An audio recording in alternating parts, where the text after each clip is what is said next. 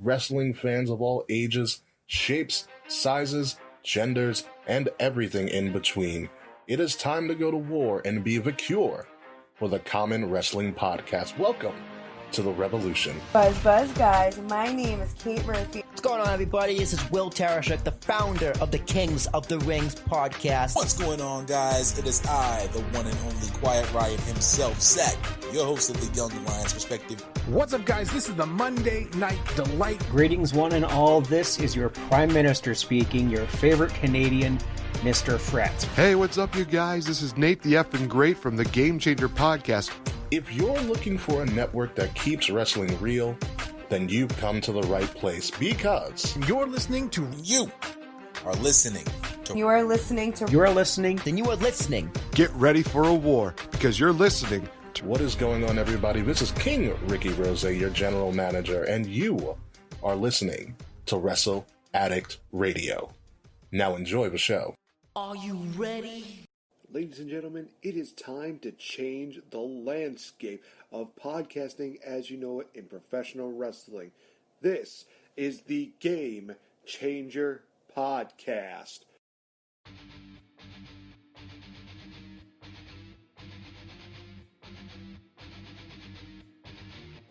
Featuring the greatest asset to come out of Canada, the legendary Mr.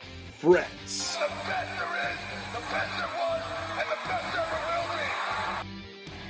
I love myself. There's something so condescending to the champ to get out of my ring. They think they got the answers. I change the questions. I did it all by my sweet little self. Two-time Slammy Award winner. I knew it. I'm a winner. I did it. Wow. As well as featuring yours truly, the Game Changer, Nate the Effin' Great. I've had it.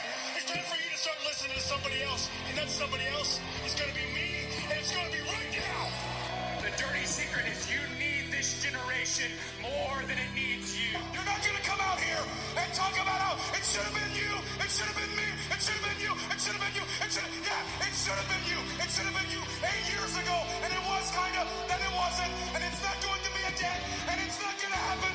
Just get over it.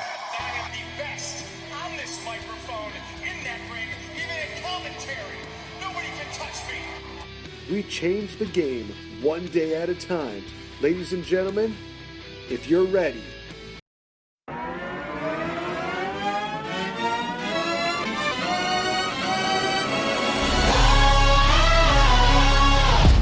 Ladies and gents, this is the moment you've waited for. You've been searching in the dark, sweat soaking through the floor. And buried in your bones, there's an ache that you can't ignore. Taking your breath, stealing your mind, and all that was real is left behind. Don't fight it, it's coming for you, running at you. It's only this moment, don't care what comes after. Your fever dream, can't you see, getting closer? Just surrender, cause you feel the feeling taking over. It's fire, it's freedom, it's flooding open. It's the bleacher and the pulpit and your blind devotion. There's something breaking at the break of every wall that's holding all that you know. So tell me, do you wanna go where it's covered in all the colored lights, where the runaways are running the night? Impossible comes true, it's taking over you. This is the greatest show. We light it up, we won't come down, and the sun can't stop us now. Watching it come true, it's taking over you. This is the greatest show. yes, that is the Greatest Showman, because I refuse to have that thing associated with the so-called greatest wrestling match of all time happening at Backsplash in just a couple weeks. Welcome to this great show that is the Game Changer Podcast. I am Nate the FNGreat, being joined here by the Brian Kendrick to my Paul London. Actually, that might be a bad idea to actually say that. The Brian Kendrick to my TJ Perkins. Yeah, whatever. I'll take Paul London. He's one of my all-time faves, and they're like damn good tag team, had a damn good run on SmackDown. I could reach over to my shelf over there and show you my Best of Paul London Ring of Honor DVD. I literally have that. Yep, it's me. It's Mr. FRETZ, your favorite Canadian, etc. And I gotta say, it's been a heavy week. I just want to take we don't get like current events, we don't get political, but I think I'd be remiss if I just didn't mention, you know, what's been going on in the past while. I mean, you know, the horrible murder of George Floyd, and I know there was another one. Seeing all this racism absolutely sucks, and it's everyone. I never know what to say about these things. I'm trying to educate myself. I'm trying to better myself as well. Want to know that I'm with you. Black Lives Matter. And hey, if you want to have a chat with me, I'm absolutely willing to do that. So, folks, we're with you. I'm just a small town Canadian kid, and I'm not saying that it's, you know, we're not any better up here. I saw a very similar incident happen not far from where I live, actually, very recently. Not a murder, but a African-Canadian kid being stopped and detained and searched for no reason. Anyways, I just want to know, folks, that I love you all, and, you know, we can get through this. And as uncomfortable these conversations can be, you know, if you listen to the end of the Kings of the Rings podcast, they actually put it rather poignant. What's poignant? I can't say that word, but you know what I mean. I'm not going to take the words out of their mouths. I recommend listening to their entire show, and then at the very end, they had a good talk about it. Will on You Mad Bro he wasn't on it, but his co-hosts had a really good deep chat about it as well. And fuck, it's heavy, but that's all I can say, guys. So.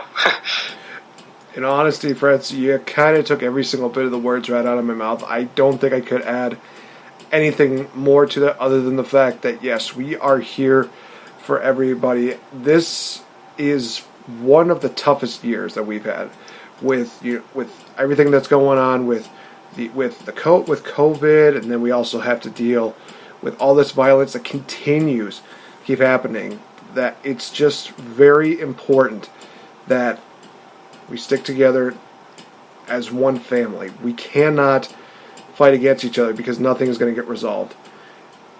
You have to find a peaceful way to do this. We can't just think that violence is going to be the answer, because it's not.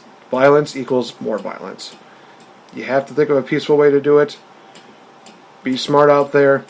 Be safe out there. Know that we love you. We're always here to support you, no matter what. You said it best, bro. I was going to say something else, but it's not important. Anyways. You know, go ahead. Yeah. No, I think that was it, so I'm good. Yeah, so I will say this, that you did mention Kings of the Rings. They are coming up to their 200th episode coming right now, so I'm going to give them a cheap plug, even though I don't think really King Ricky deserves it, nor will. I'll do it for Kate Murphy, because they are awesome. So, the shout out for the Kings of the Rings 200th episode is next week. I'm kidding. I know you're giving me that 2 weeks. In 2 weeks? Yeah, next week is $199, and I've already sent them my blubbering, crying, I love you video. Okay. Yeah, so basically what Fretz is referring to is that if you have any favorite thoughts, any favorite memories, any favorite moments from the Kings of the Rings podcast in their last 2+ years that they've been doing this? 4 years. Okay, thank you for correcting me. Definitely reach out to them, send them some kind of nice deal. Keep it nice, because we're here to be respectful. Definitely show them love, show them support, and just 200 episodes. That's crazy, you guys. So all the members of the Kings of the Rings, whether it be Willie T, King Ricky, Kate Murphy, and one of the former hosts of King of the Rings, Dusty Dave, who celebrated his birthday this week. It was awesome. Happy birthday! And I will say this, I'm very proud of the fact that I did get him the Killer Cross cameo. That was just absolutely awesome. It's crazy. Here's the thing about this, is that with that cameo, a lot of them usually took about, like, maybe a week or just about a couple days or something like that. Killer Cross literally did it, like, day of. As soon as I sent it, 2 hours later, he sent it back. I'm like, shit, I'm sending this to Dave right now. So, happy birthday to you, Dave. We love you. And hopefully we'll get you on the show. Oh, definitely we need him on the show, like, ASAP. So, this is open invite, Dustin. Dave. You got this. So, he's wearing his wonderful Kings of the Rings podcast t-shirt. I said that I was going to be doing this, and I am. I'm wearing my Owen Hart t-shirt that I got this past week. I am very happy about it. I'm very giddy about it. And you know what? Honestly, there's no other way to transition to it, because we've already talked about this a couple weeks ago when we talked about the Owen Hart deal. We're talking King of the Ring 1994. So it's Retro Month here on the Game Changer podcast. We're doing a review of 94's King of the Ring. Next week we'll be doing our review on NXT TakeOver In Your House. Who knows? Maybe we'll throw in a couple of In Your House matches that you would probably want to watch. We'll be talking also about King of the Ring 2000, and to close off the month, Money in the Bank 2011. Retro Month. It is just... We're back to doing the classic stuff. We're doing this for one full month. Hopefully you guys enjoy it. And trust me, it's going to be absolutely amazing. Absolutely, and it's awesome that we're doing King of the Ring 2000, because I'm actually going to be reviewing it twice. Or I might use our review as the basis for the 20 Bell Salute. As you folks know, I do the monthly 20-year look back on wrestling and pop culture. So this month is King of the Ring 2000, and I thought about getting Kurt Angle to do a cameo, but that's $150. And Kurt, be cheaper. Well, Drake Maverick cost the same, and he just got rehired. So that's fair. Yeah, and MJF is like $700. I love you, MJF, but F you. His numbers just keep going up. It's like, damn it. I'm wondering what his like Starcast appearance is going to be. I think it was like maybe $200 or some odd dollars for that, or maybe it was like $150. I forgot what it was, but I just remember it was a ridiculous amount. I didn't get a chance to do a photo with him that time, but I did do it at C2E2, and I also got roasted by him at Starcast, so I think that was better than a picture, and that's still immortalized on the legendary Twitter. So for those of you that want to know what I'm talking about, find it. It's kind of funny. I'm not the only one who gets roasted by him, but it's kind of hilarious that I try to do one nice thing, and what ends up happening is I get roasted by MJF. Just screw everyone. Screw everyone. No, I'm kidding. All right. King of the Ring 1994. Oh, boy. So I'll get into the details and nitty-gritties just a bit. But first, I do believe that we have to do a little segment that we like to call the Wayback Machine. Wayback Machine. It's time for the Wayback Machine. What was relevant during this time? With Mr. Fretz. Okay, so everyone, please jump in your Wayne's World style transition time machines. It's June 1994. Mr. Fretz is 10 years old. He has finished 4th grade. And in movie theaters, I know I told you this, Nathan, but still, close your eyes just for a second. I want to picture yourself. You're probably 4 years old. You'd be correct. You're at the movie theater, and you hear this.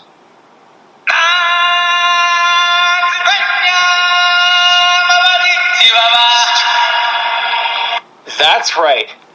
In theaters, at this point in time, was The Lion King. One of the best Disney movies ever made, and I literally just got goosebumps playing that opening. I'm not kidding right now. Literally, I was taken back a second.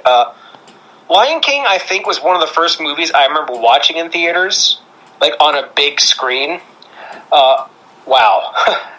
Also in theaters was Speed, a.k.a. the bus that couldn't slow down. And if you understand that reference right now, you get this Pepsi Blue. Shout out to the Ruthless Pod, Levi, for reaching out to me after I tweeted I'll tell this video. I'll tell this story after this. Speed, the bus that couldn't slow down with Tom Cruise.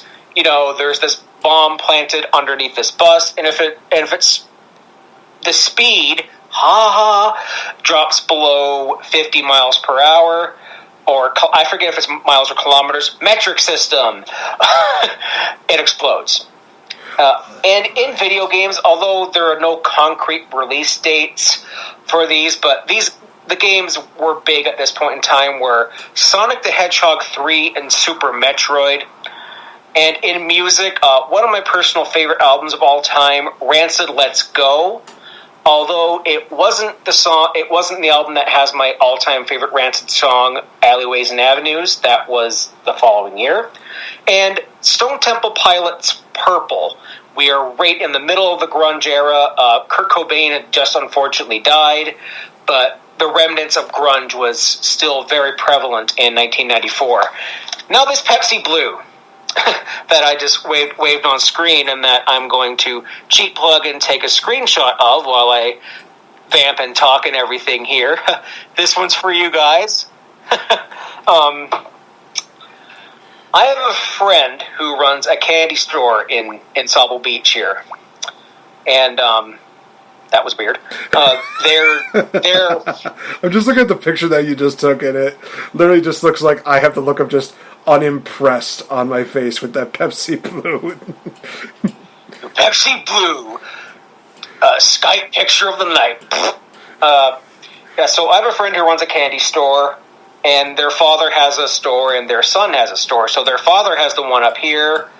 I got talking to their son and daughter-in-law because we're friends, and it's like, hey, if I did this online order for a curbside pickup, in parentheses, could you just send it with Mario the next time he comes to town? He's like, oh yeah, sure. Because he put this thing on Facebook that said Pepsi Blue, and like 2 seconds later I texted him saying, are you kidding me? And I had to do this just for Levi on the Ruthless Aggression podcast. Because if you listen to it, and I highly recommend you do, they do all sorts of Pepsi Blue references and commercials. And Jonathan Coachman actually does their Pepsi Blue Splash of the Night. And what do they call a back body drop, Nate? Spagingo! Ding! Yeah, so Pepsi Blue takes me back to being 19. And I drank one of my cans, and I don't think it's the same one as I had in 2003. This is from Indonesia. And I poured it, and it's still fluorescent blue, and it tastes like cola. But I think there's supposed to be a hint of raspberry, but I got a little bit of it. So there's 3 cans of it still sitting in my fridge, and maybe I'll send it out to somebody. I don't know what I'm going to do with them, because I drink like maybe 12 cans of pop a year. Well, so we go from Pepsi Blue to King of the Ring 1994, which took place in Baltimore, Maryland, and Baltimore Arena, with the attendance of 12,000 people, and the tagline, "The Perfect Father's Day Card." I think that we might retort that, but we will get to that when we get done talking about the event itself. Honestly, guys, we had Kings of the Ring matches during this. We had 2 championship matchups here, as well as a main event that was interesting, to say the least. But we kicked off the King of the Ring with all the participants going into the ring, and I think this was... No, it wasn't. Never mind. It happens later on. The participants are all just looking at this, and they're like, oh, I'm going to win. They're putting their names like up at the winner's deal. So a couple of them were actually putting it on the logo. It was pretty funny. And then they announced like what the matches are going to be, who's like in the first round matches, and as well as some of the championship matches that go on. Then we have Blackfoot lead singer singing the national anthem. And to be honest, I have no idea what Blackfoot really is.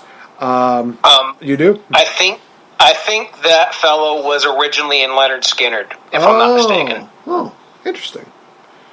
Very interesting. But yeah, we get that nice national anthem, and we're just going to say this right now, guys.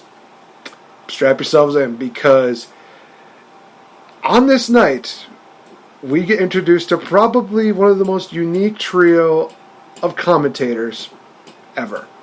That being Gorilla Monsoon, Randy Macho Man Savage, and everybody's favorite person, Art Donovan. Dear Lord. And I will tell you this, I will actually give my full thoughts about Art Donovan at the end of this review. But let's just say this, that if we were to have a carnival game. No, God!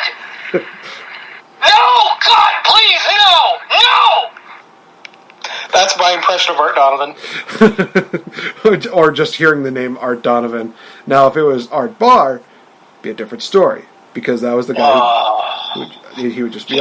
He was already dead at that point, too. Yeah. That's sad. So we go into the first round matchup, which, one of our first round matches, try saying that 3 times fast, which is Bam Bam Bigelow versus Razor Ramon. And I'm going to say this right now. I look at Luna and I thought to myself, wow, is this the first time I've ever seen Luna? Damn, she's a pretty woman. Back in 1984, Luna was just smoking. Holy cow. I was just literally like, wow, how have I not discovered this one? She literally is kind of like eye candy, but she's also got like this punk rock kind of look to her, which was just completely badass. So for these matches, I kind of did like some of the highlights that I had for this. Bam Bam, he missed a headbutt attempt. Razor pulls. This was kind of cool. So Razor Ramon actually pulls what I call the Corbin, where he's able to just do like a little bit of a baseball slide underneath the ring. And you know how Corbin kind of does like a runaround deal, runs into the ring and does his clothesline deal? Well, he basically grabs both the legs of Bam Bam and does a low blow. Why does the referee not call for it? Reasons. We get a little bit of like a botched Bret Hart Bulldog. Bam Bam Bigelow doing the Enziguri. Holy crap. That was, I gave that a thumbs up. That was nice. Then we had this like really weird torture rack spot where it honestly looked like both men were falling asleep. Bam Bam looked like he was just falling asleep slowly, just trying to put this thing out. He didn't even look like he was putting pressure on it. And Razor's just like, you know what? I don't even care. Just it's like an actor who knows that they're going to do something stupid, and he's just like, just say action, just so he can get this over with. Bam Bam looks like he's going to hit his moonsault, but Razor Ramon hits a top rope power bomb, and gets the win off this one. In honesty, a decent matchup. Not one of the better matches that we'll see, of course, later on, but it's passable. It's one of those matches that, features 2 big men, and it's like I said, it's passable at best. Yeah, this one was okay. How much does this guy weigh? Yeah, get used to hearing that all night with Art Donovan. Art Donovan was at the time a retired football player, I think, in Baltimore, and he was also an analyst in football. And I just listened to the Cultaholics watch along of this fairly recently, so all of Justin Henry's and Tom Campbell's, and I think Matthew Gregg from Botchamania was on this episode as well, so their words are fresh in my mind. Art doesn't know the rules. He doesn't know the wrestling product. He doesn't even watch it. Ironic that Macho Man is commentating a title that he previously held, and Todd Pettingill called it the coveted title of the King of the Ring, and Macho Man is like, he's like, oh, Razor is going to get the trophy of life if he beats Bam Bam. Macho Man's commentary in 1994 is some of the most nonsensical ramblings I've ever heard, and hearing it come back to life in Cultaholics Classic Raw review has been nothing short of amazing. Like, Justin Henry, he does a good Macho Man impression, and it's like, I don't know what that means. Yeah, you hear that a lot.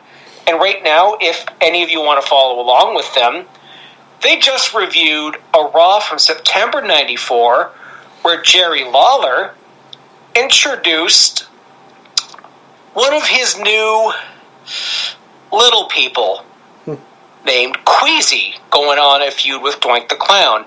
And if you want to know what that is, do not Google Jerry Lawler versus Clowns or Us, because you will be horrified. Yeah, fair enough. So we go backstage and we have IRS, Mabel, and Oscar. They do a nice little promo where they're just talking about the matchup. Gosh, I looked at this and I think to myself, man, I got to talk to that guy. I got to talk to Oscar. That's awesome. And I'll tell you why I'm hyped about this, because, oh my god, he is the definition of what a hype man is. Next first round matchup we have here is IRS versus Mabel. Oscar just really hyping up Mabel. Oh my gosh, this is one of those things where like, oh, this is so cool. Mabel is just, he's over with the crowd. People seem to be really liking him. What can I say about this matchup here? Mabel, big guy. IRS cheats to win. This was probably one of the more forgettable of the matches of the night. I don't really have too much to really say about this one. This one was just, it was kind of there. It was one of those things where it's like, well, at least we got, Oscar and Mabel to hype up the crowd. And then IRS comes out and just is a pretentious dick.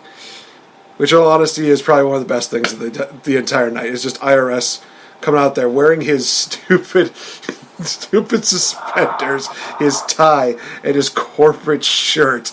And you can tell as the night goes on, he is just sweating bullets out of that deal. It's like, dude, oh man. I think Baron Corbin looked at this and is like, taking notes, not wearing this kind of shirt when I am wrestling. Or wear darker dress shirts. That way people won't notice. Good call, Corbin. But yeah, this was just a forgettable match in my opinion. Listen here, you bunch of tax cheats.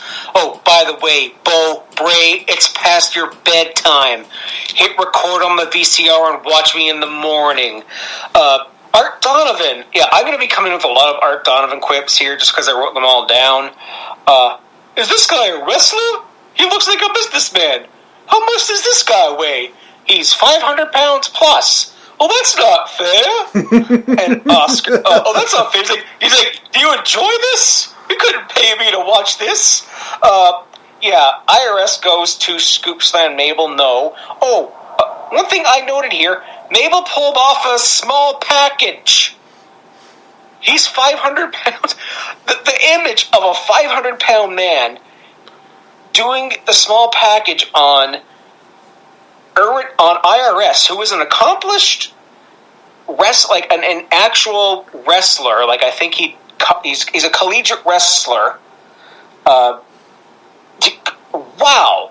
And then IRS not so much cheated, but Mabel was going to go for a second rope splash, but he kind of did the whole, if you're an OSW fan, Aloha Arn kind of spot, and then he fell off the rope. But Tatanka's the next guy. I'm sorry, I'm jumping ahead. IRS capitalizes, and this is classic Mabel match. Every time he faces somebody smaller, if it's Jeff Jarrett, if it's IRS, his weight is always his downfall, and that's kind of your classic, fat guy booking. And I say that as a fat guy. So, yeah, this match sucked. I'll tell you what didn't suck though: the nice little backstage segment that we had with Jim Cornette and Mr. Fuji, basically hyping up the fact that Crush and Yokozuna are going to win the tag team titles. And I enjoyed this so much, especially at the end where they're just be like, now we're going to be talking about strategy, but you don't need to be here. Get the hell out of here. I think that this was a deal where camera guy slowly backing away, then Yokozuna and Crush are just going right after him, and the camera guy falls. Oh man, WWE in 1994 had some little nuggets here that were great. Speaking Speaking of I knew it! I knew you were doing that! I honestly did not even plan that, but that was just perfect how it just came to my head. It's like, speaking of Nugget, it's Owen Hart versus Tatanka. Oh, man. So, Owen Hart, I mean, I will say this, that we've talked about how Dolph Ziggler can just sell the fact that a broom or a mop hitting him is like near death. Owen Hart would take that one step further. He just selling a lot of spots like crazy. I enjoyed it. I like the fact that Owen sells just wonderfully as he does. He hits a nice, beautiful missile drop kick on Tatanka. He gets a little bit more of an advantage. Tatanka, he gets the deal where he's getting his head hit into the corners. He's getting riled up. He's doing his nice little dance. Then we have him hitting a DDT and a power slam, and I was actually like, okay, these are pretty good. And Owen Hart, to pick up the victory over Tatanka, he pulls a Bret and Bulldog deal where Tatanka goes for the sunset flip, but Owen's just like, nope, sits down, grabs the legs, 1, 2, 3. Owen Hart advances to the next round.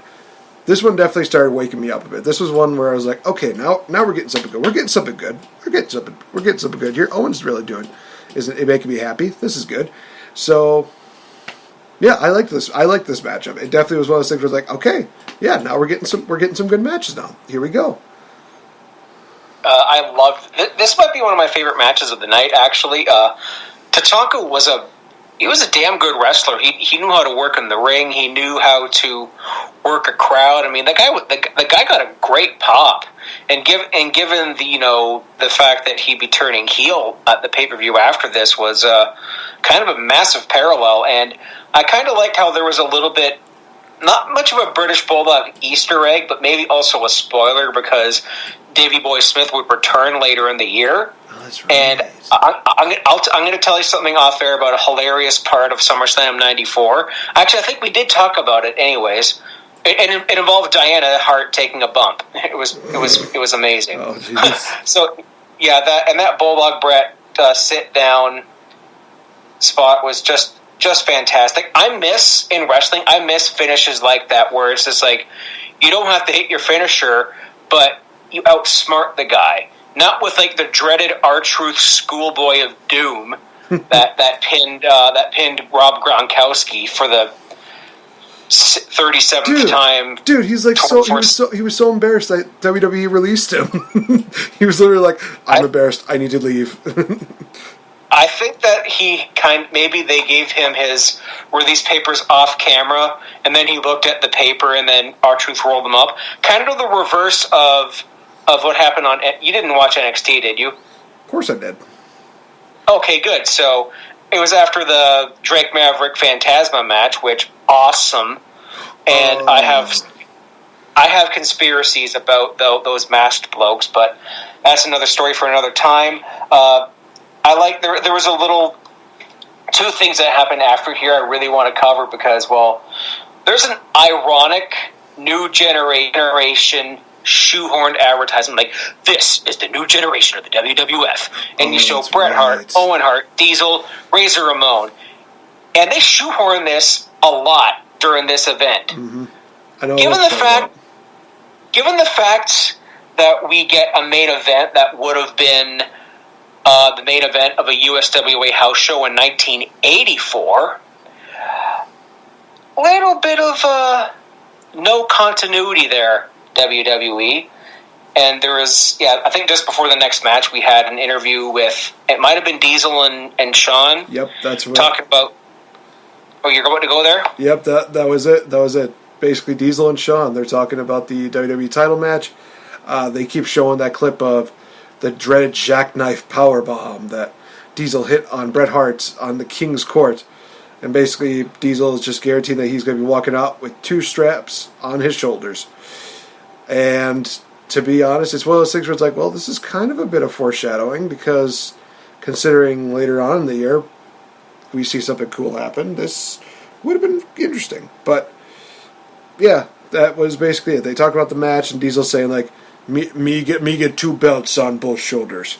I don't know why I make Diesel sound like he's a caveman. He's not. He's literally a truck, and I will tell you guys that why I say that when we get to it. It's coming up pretty quick. We have our final first round matchup, which we have double Mr. JEFFJARRETT Jeff Jarrett taking on the 1-2-3 Kid. Honestly, this was a pretty fast-paced matchup. I was kind of surprised by that, but in all honesty, Jeff Jarrett is in a pretty good. He's at a pretty good age. He's still got quite a bit of moves in him. 1-2-3 Kid, he's just bursting on the scene, and he ever since his deal with Razor Ramon. And I think that even this was during the time where he had that match with Bret Hart on Raw. He's definitely been one of those guys that people were really like, wow, this guy could be the future. This guy could be the future, and this shows wonderfully in this matchup. I loved the roundhouse kick that 1-2-3 Kid hits on Jeff Jarrett. Some nice, deals where it was quick. We thought that we were going to get some wins. Jeff Jarrett, he goes for the figure four, but he gets an inside cradle. 1-2-3, 1-2-3. Kid advances. I wish I could. I wish I could say no pun intended, but it is. Jeff Jarrett, he beats down on 1-2-3 Kid, hits not one, not two, but a trifecta, 3 pile drivers on freaking 1-2-3 Kid. And I'll tell you guys this: after the night is over, you're gonna get sick and tired of pile drivers because they're passing this out like candy. It's almost like seeing a Canadian destroyer in wrestling nowadays. It's overplayed quite a bit. I will also say this: Jeff Jarrett also hit a fist drop on him because why not? I think that in all honesty, that it being kind of like a shorter matchup, I thought it was still good. It was one of those things where it's like, it's not the best, but at the same time, it was still pretty good. It definitely gave 1-2-3 Kid, the victory. Jeff Jarrett looked like a total dick, but he definitely knows how to do that very well. Yeah, this was a good, quick match. I think Monsoon called Double J Jeff Jarrett. I think he called Jeff Jarrett Mr. Electricity. I think Herb Abrams was putting on a UWF show in a casino with a bunch of cocaine, and he liked to have a word for you. By the way, watch the UWF Herb Abrams Cocaine in Cowboy Boots Dark Side of the Ring, because wow. Absolute wow. Did you see it, Nate? I actually listened to Saw Monster's review on it, and all I could say is, holy crap. It's outrageous. It just the story about this. Yeah, and I love how Double J was looking up to his idol and his former co-worker in Memphis, Jerry Lawler, by hitting all those pile drivers and those fist drops. That was so sweet of him, giving us a little bit of a tidbit of the main event we wouldn't get. 1-2-3 Kid just being the typical underdog and pulling out a match out of his hat like he always does. It was fantastic. And you're trying to write off the 1-2-3 Kid and trying to get Owen Hart to buy into the finals, but we don't get that. We get something else. Oh, definitely. Oh, but first, trucks.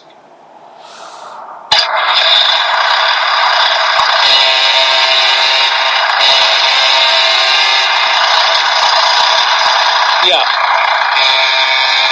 That's literally Kevin Nash's first WWE theme.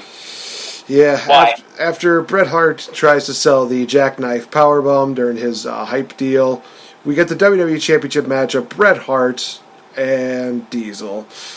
I literally put the first note on here was that theme for Nash sucks, which you told me before we even recorded like a couple days ago. You said, oh man, Kevin Nash's theme, it's just, yeah. And then as soon as I hear it, I'm like, wow, this is worse than I could have imagined it being. It's just literally truck going. It's like, wow. Just, whatever. So, hey, there's some good news to this matchup. We have Shawn Michaels in Diesel's corner, but Jim the Anvil Neidhart, he makes a comeback and he's like, hey, I'm going to support my good friend Bret Hart, my family member, because I'm a big dude, and I have a long beard, and I'm a good person. We'll see about that, Jim. We'll see about that. So early on in the matchup, Bret Hart works on the legs, and he actually gets a figure four in on Diesel, which, to be honest, was kind of interesting. Nash would get a little bit of the advantage. He would beat down on Brett a little bit, and he would actually break in some submission maneuvers like a bear hug, a pendulum backbreaker. It's like, okay, this is kind of interesting. That Bret Hart turnbuckle bump that he does to the turnbuckle, where he just hits his chest, this was one of those spots where it's like, okay, let's not have Hart lose his heart now, please, no. Nash exposes one of the turnbuckles, but in the end, he just he tastes cold steel, because why not? We see, oh gosh, this was probably like my favorite part of the entire matchup, was during the entire deal, Shawn Michaels and Jim the Anvil Neidhart, they're just kind of putzing around the ringside area. Shawn's being the complete tool that he is back in 1994. This is one of those situations where he's literally just like, I'm not touching him. I'm not touching him. So the referee's back is there and just slaps Brett. And he's just like, it's like, I saw, oh, whoa, whoa. He's just running away from Jim. There's that one moment where he's just running around the ring. He's going in the ring. He's going out the ring. It's like trying to chase one of those freaking guys and just having that theme music, that music of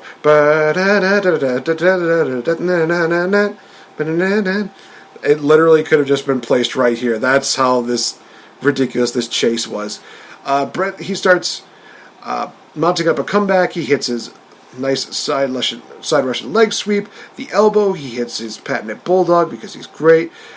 Knocks down Shawn Michaels because Shawn is a tool, because why not? Jim takes down Shawn for a little bit, but then he goes into the ring, hits Kevin Nash. Referee sees it, calls for a disqualification. Diesel wins this match by DQ, but unfortunately, and they actually prefaces this at the end of the match, that you can only win the title by pinfall or submission. Therefore, still the WWE champion, WWF champion, Bret the Hitman Harts. And Kevin Nash just decides, you know what? Screw this. Boom. Beats down on Bret. Him and Shawn leave. And Bret is just kind of like, okay, that hurts. This is the most devastating move I've ever taken in wrestling. At least that's how he's building it up to be. And he's also realizing, I would have had this match won, but my family, Jim, decided to get involved in my deal. So Bret decides to head to the back, and he decides to look for Jim the Anvil Neidhart. So, honestly, all in all, this matchup was another... I think it was good. It was. I'm not going to say it's passable. I definitely think that there's some moments during the matchup where it definitely showcases Diesel, and it definitely brings out Bret Hart. But I think just there's some part of me that thinks that Diesel and Hart are just not the best meshed men to have together. I mean, it's just, maybe that's just me, but it was just one of those matches where I was just kind of like, kind of had a hard time really getting into it. I don't know what it was. Something just did not click with me in this match. I thought this was an okay match. Apologies for the ding sound there. My old roommate Jesse got a hold of me, so shout out to Jesse. I just told him I do a podcast. Yeah, him and I were roomies in college. In our last year, we had an apartment together. Love you, buddy. So Diesel and Bret this wasn't their best match because they usually have really, really good chemistry. Watch their Survivor Series 95 match if you want to watch some of their best stuff. And the story behind this match is that Bret was going to have a family member. And even though, with the benefit of foresight, hindsight, whatever that word is, I knew it was Jim, but I'm like, oh, please God, let it be Bruce. Please he steals the show every time. We've talked about this. Bruce Hart is a national treasure. We must protect him at all costs. His book is hilarious. He invented Stone Cold. He came up with this and that. Like, shut up, Bruce. So this match is notable because it had the debut of Bret Hart's infamous guitar riff theme. Okay. Because before this, he was just coming out to the original rendition of the Hart Foundation theme, which in my mind is better than this one. But we're like, who's it going to be? Is it going to be Keith Hart, Bruce Hart, Stu Hart? Oh, it's Father's Day. Why not be Stu Hart? The image of Stu, I think, grabbing Sean by the Yeah, let me see you on here for a second. I'm just gonna. Don't let the thing is, don't let Stu Hart touch you, because you see this carotid artery on the shoulder here. Pinch that down. It's a sleeper. I've been watching WWE Storytime. I watched the whole thing.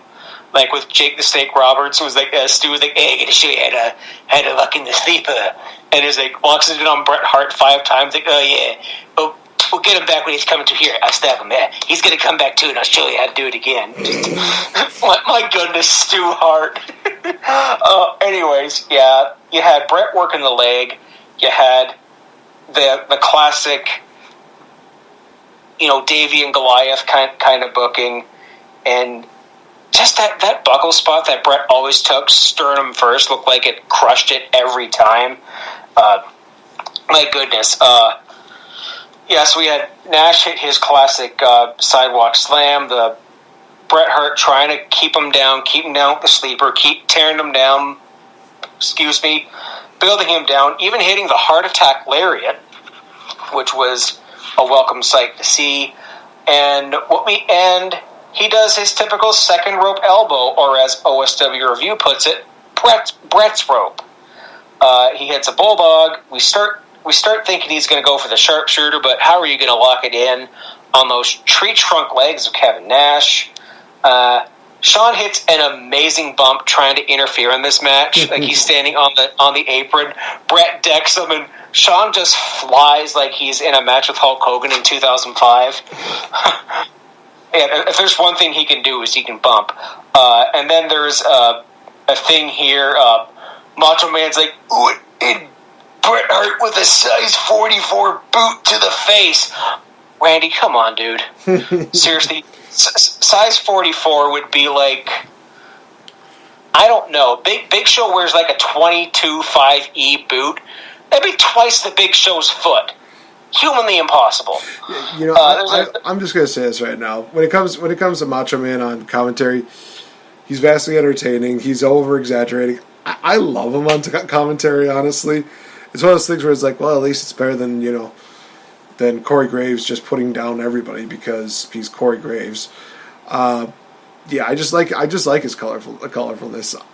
I'm a big fan of it. So it was kind of one of those things where it's like I wouldn't want to hear it like every single week. But every so often, I'd be okay with them going over the top. As long as it's not Michael Cole over the top. They'd always kill me. Yeah, and I think it was ironic here, given that we see later on in the night here, Anvil causes a DQ, which means there's no title loss or title win. Is this part of a plan? We shall see. So the next segment we have on here is Jerry Lawler talking about Piper. Fretz, do you have anything to say about this amazing promo by Jerry Lawler? Well, Jerry Lawler is talking about Roddy Piper wanting to donate his winnings or his purse or a bunch of money to the Sick Kids Hospital in Toronto, Ontario. Now, this is a hospital that is very close to myself and my family. As you all know, I had spinal fusion surgery in '99 at this hospital. I had all my care was there, my appointments, my x-rays, blah. And now, my niece, who has, a rare bleeding disorder. You've heard me talk about it in the past. Long story short, it's a clotting issue, prolonged bleeding, easily bruising, platelet disorder. So this hospital means a lot to me.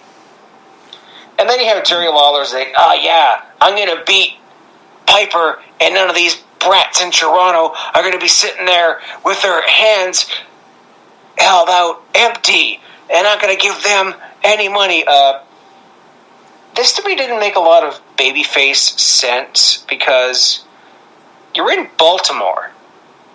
Baltimore has a children's hospital. I think, Piper is from Saskatchewan. Piper's Canadian. Mm-hmm. He's not Scottish.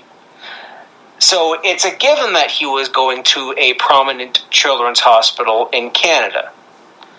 why they made this part of the story in Baltimore. You could have made a hometown thing out of it, but because that place means so much to me, I kind of took a liking to it. And Jerry Lawler, you're a monster.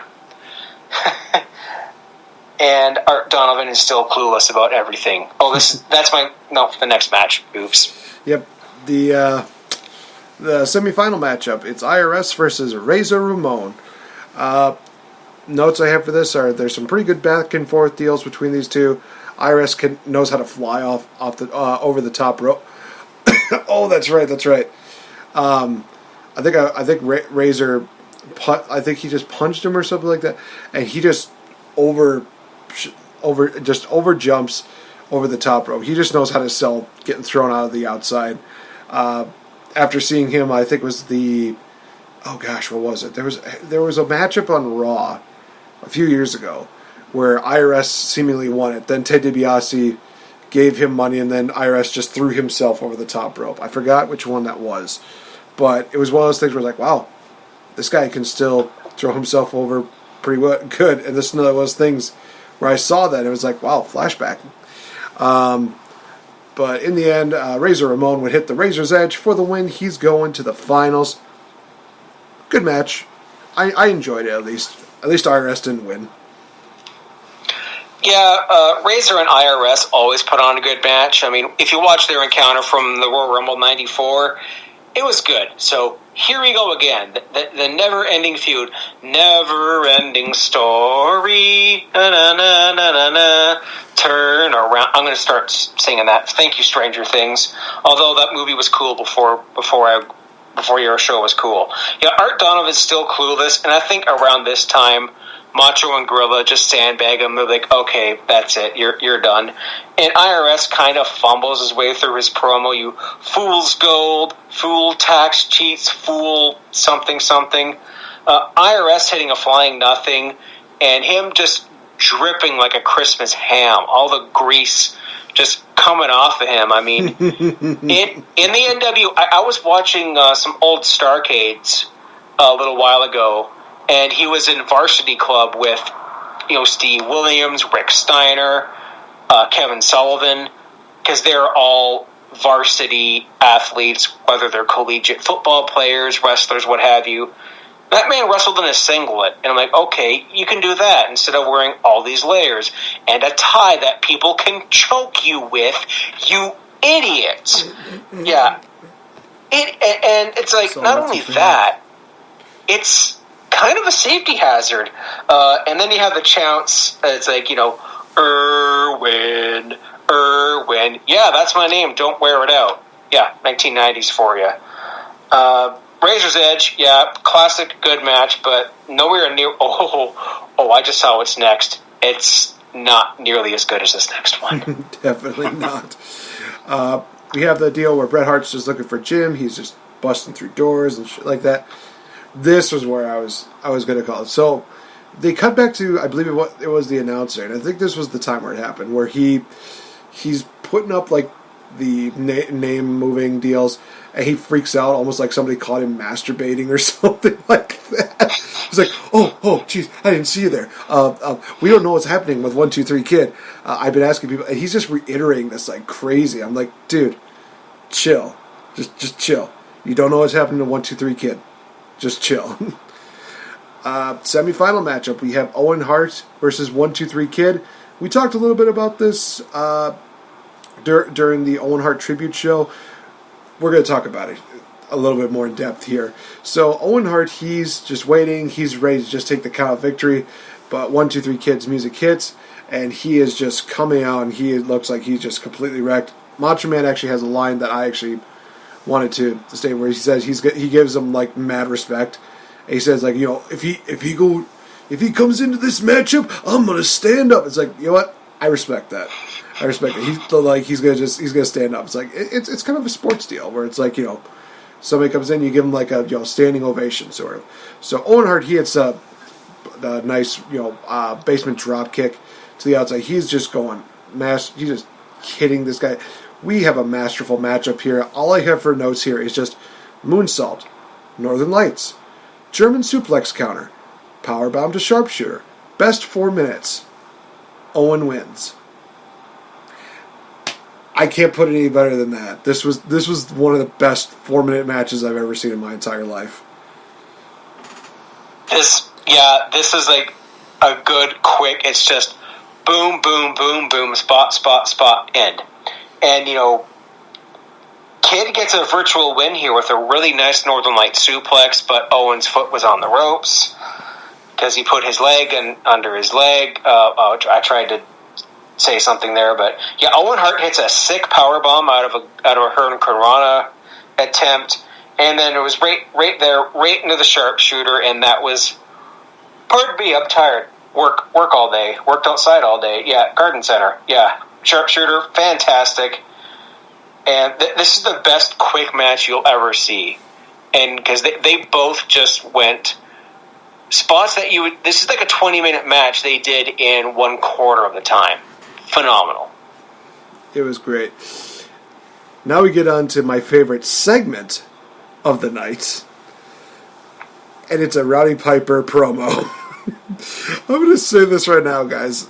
I literally came out of this like, I feel like I could take nothing from it, but I feel like I could take everything from this. Because Piper, he talks about his matchup with Jerry Lawler, and he's just talking about these random things. Like, first thing I do is, when I get home, is I just take off my pants. And I'm just like, what? Where does this come from? And then he just pulls out a king-size Hershey's bar, because he's fighting off against Jerry the King Lawler. Why not? I'm looking like, is he going to get to the matchup, or is he just going to keep listing off stuff? Nope, he keeps going. He talks about like the Frog King story. He's just talking all these random things, and I'm just like, somehow I'm finding this vastly entertaining. He's listing off kings like Martin Luther King and Don King. He's talking about all that, and then he ends the promo by saying that after tonight, Jerry Lawler's got to know 2 things. 1, everyone pays the piper, and 2, there's no such thing as a king. And then he just yells at the cameraman to just get the hell. Cameramen are just getting just absolutely brutalized in this show. But, oh my god, I love this promo. I know that there's like so many other Roddy Piper promos that I need to watch, but this one by far is one of my favorites. Just him going like in this nonsensical deal, and it's just so funny. Him just randomly bringing up, oh hey, here's a Hershey's bar. Hey, I rip off my pants when I come home. I'm just like, oh, Piper, what? You were taken from us way too soon. I love everything that you did during this. That's just me, but I know that I told you about this, and we both were just like, we miss Piper. Even if it's just this random deal where he's just talking about random crap. Oh, I miss Roddy so much, man. He was a good one, and like, I gotta pay the piper. And I think they showed a segment here with this kid who ends up accompanying Piper to the mat, through the ring. He's like, I'm here to take chew bubble gum and kick ass, and I'm all out of gum. If you know what that movie is, give you big points there. And yeah, you had him talking about Lawler, and yeah, this is a match we might see closer to the end of the show, I think. Maybe not quite main event. Maybe. Given the fact that we're in the new generation, yeah, this totally is going to be like next. Yeah. Well, you'd be wrong, good sir, because up next is the tag team title matchup, as we have the Head Shrinkers taking on Crush and Yokozuna. My God, do they really need these mini managers out here? Because for Crush and Yokozuna, they have Jim Cornette and Mr. Fuji. For the Head Shrinkers, they have Captain Lou Albano. If you don't know who that is, I would suggest checking out Wrestling with Regret, and you'll know who that is. As well as Afa from the Wild Samoans. So, already off the back, I'm like, okay, there's too many people in this pool right now. Yokozuna takes up like 4 people, but my God, I think that one of the funniest things that we talked about this was that you mentioned a comment where they were chanting USA, USA. It's like 3 of which are from California. The 4th one is from Hawaii. It's like, so you're basically telling me that the only foreign person in this is probably the white guy? Yeah, he's the one that's closest to Japan, I guess. So it's like, Just say action. And Mr. Fuji was not Japanese at all. He's Hawaiian. I'm sorry, I met someone from there up here, of all places, and he said it's pronounced Hawaii. So, I'm sorry, this Howley doesn't know how to pronounce that island name. And if you got that reference, and if you get that reference, you're going to get this Pepsi Blue Howley. Yeah. I can't believe big fan of game. Oh man, Howley moment of the night goes to Mr. Fretz. Goes to Gabriel Iglesias, who I ripped it off from. Yeah, and Kate Cornett, American. Fuji, American. Head Shrinkers, American. Who is this for? Is this for you? Is this to make you yourself feel good? I mean, I don't hear any Canadian wrestling events go, Canada, Canada. It's because we know we're great. We don't need to chant it. That's true. You need to remind yourself to... Never mind. Trust me, in about a couple of years, Bret Hart's going to remind us of the fact that Canada is that amazing.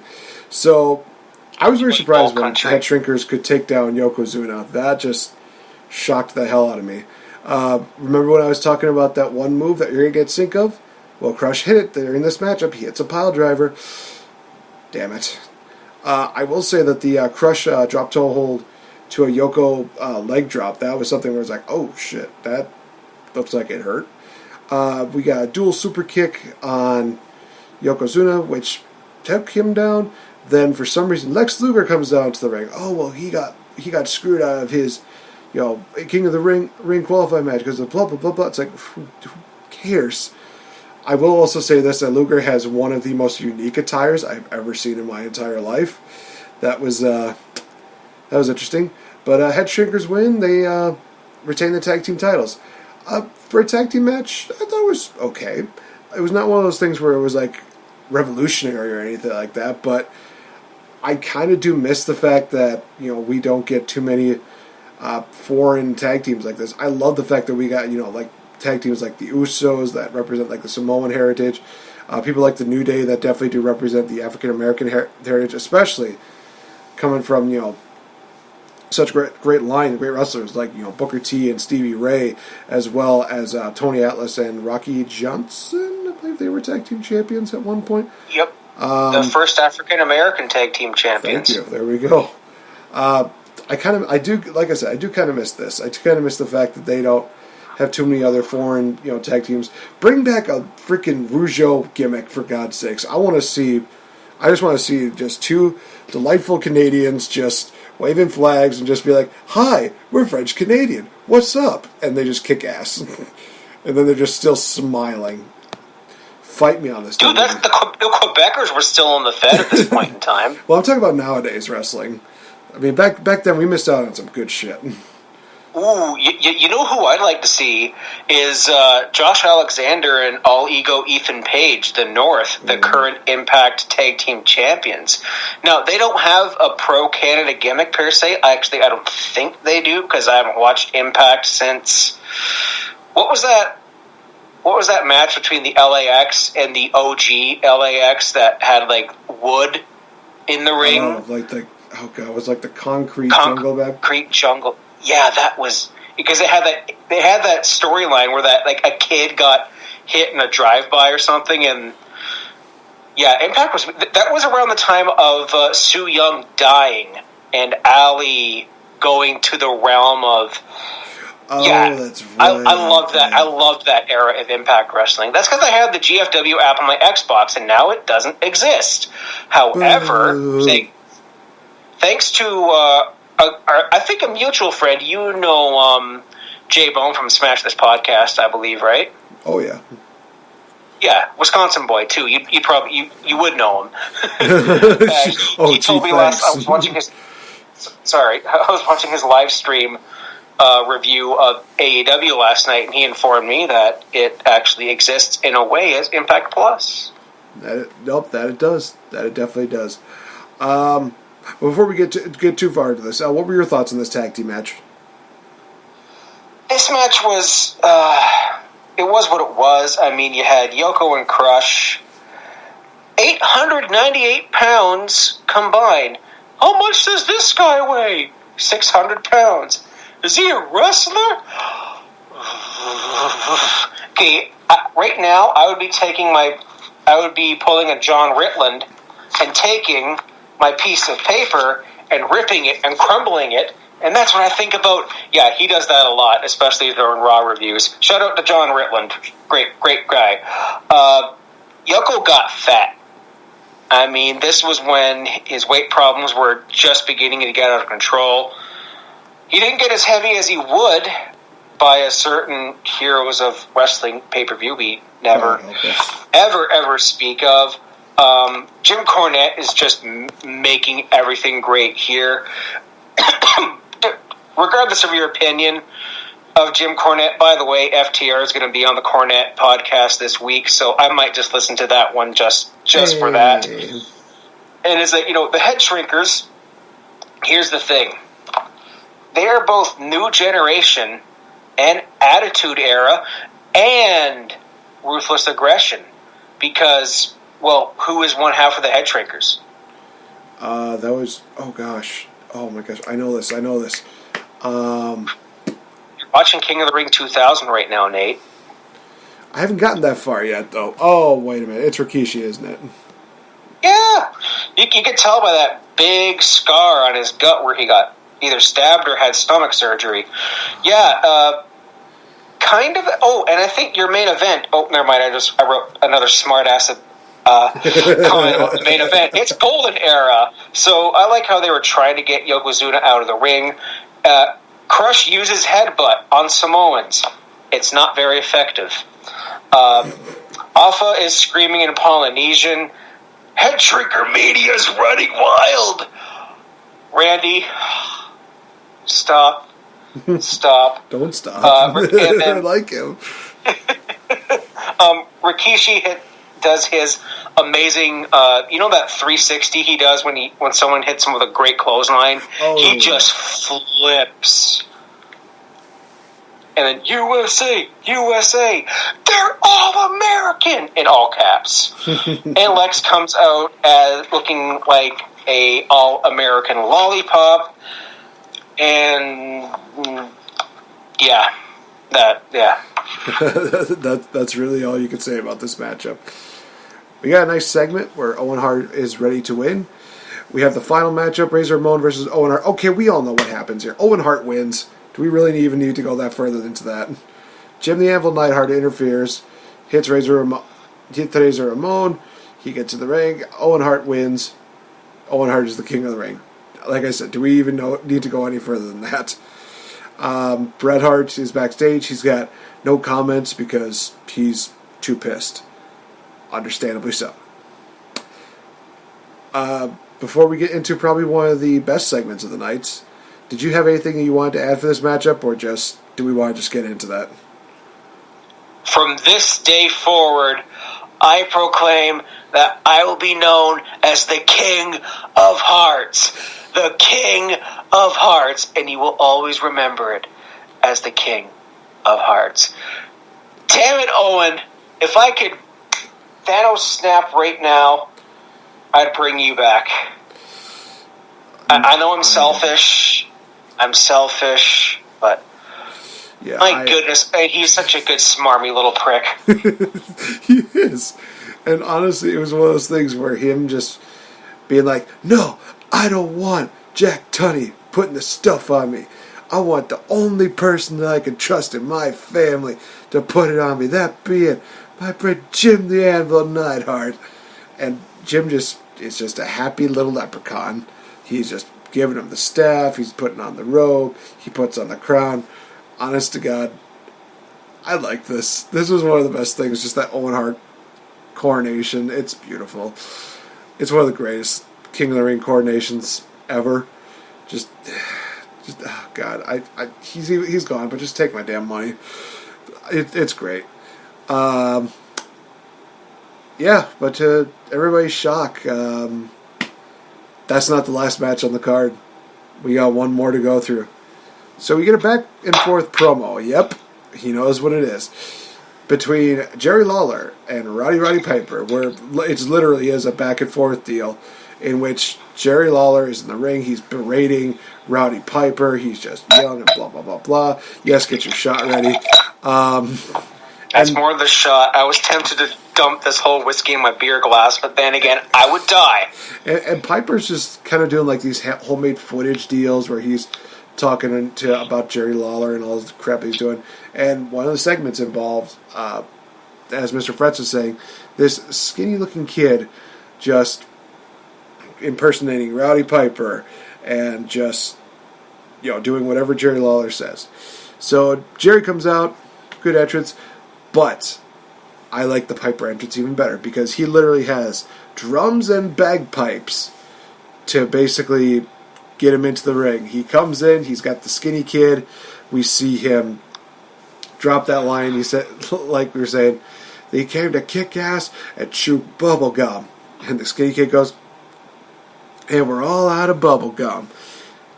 So, guys, I'd like to just preface this on this. I actually did some research on Piper when this matchup took place. He was 40 years old when this matchup took place. And all I thought to myself was, damn, he literally looks like he has not aged at all. He takes really good care of himself. So, for me, I was like, by God, this guy has found the fountain of youth. He knows how to stay young. He knows how to keep his hair. He knows how to look super fit. Just, damn. Piper is going after Jerry Lawler. We even get a moment where Piper scares a referee like The Undertaker would. He's just yelling at him. I thought that was hilarious. Lawler would beat down the skinny boy, and he would get the advantage onto Piper. He's just beating him down, beating him down, beating him down. Piper gets locked into a sleeper hold, and when they're doing like the dramatic, 1, 2, third arm is about to go down. As soon as it's about to go down, Piper just finds like a second life where he's just going crazy. He's getting out of it. Lawler hits his pile driver, but he's taking too much time. 2 count onto Piper, and Piper is just taking so much offense during this deal. He is literally making King look like a star here. King is just beating him down, but Piper, he's starting to fight back. He's getting back some offense. He hits not 1, but 2 devastating bulldogs, because why not? And then Jerry Lawler decides to take something out of his trucks. We don't know what it was. It could have been a napkin for all we knew. Maybe he learned that rib from Owen Hart. Or maybe that's where Owen Hart got that rib from. Bashes Piper in the face. Jerry Lawler is looking to get a pin. He's going to try to use the ropes for an advantage. But the kid's just like, no, you're not doing that. You're not doing that. And Jerry Lawler is just basically like, no, you rapscallion. You do not cost me in my matchup. Piper picks him up, hits a back suplex on Jerry Lawler, and a unique pin for the 1, 2, 3. Piper gets the victory. And that is almost what closes out the 1994 King of the Ring. But we get a nice little segment with Kevin Nash and Shawn Michaels. They're saying, "Oh, we'll get our shot. We'll get the shot back," and then they yell at the camera guy. Because why not? We've already yelled at the camera guy so much today. Let's close it off with that. So, this matchup was, I'll say it, I think it was entertaining. I thought it was good.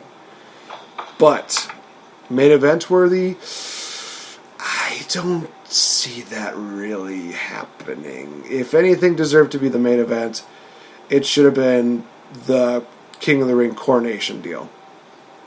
That should have been the main event. We should have gotten Razor and Owen. They could have gone out for maybe like 10, 15 minutes, put on a really good match. You could still have Jim the Anvil Neidhart coming out and interfering. But yeah, really solidified not only Razor Ramon, but Owen Hart as well. Maybe they could have had a situation where it was just like Bret Hart a year prior, where Owen gets the victory roll on Razor Ramon, but instead of pinning him fair and squarely, he's thinking, "Oh, I got to make sure that I keep winning," and he just holds the rope or something like that. Something along those lines. Something that would make him literally just say like, "Bret, anything you can do, I can do better." Just something along those lines. But that's just me. This match itself, like I said, it's entertaining, it's fun, but for me, it was not worthy of being in the main event. It should have gone to Razor and Owen. Now, some people might say, like, but what about Shawn? What about Brett and Diesel? You know what? I don't want the last thing in my memory of that deal to be I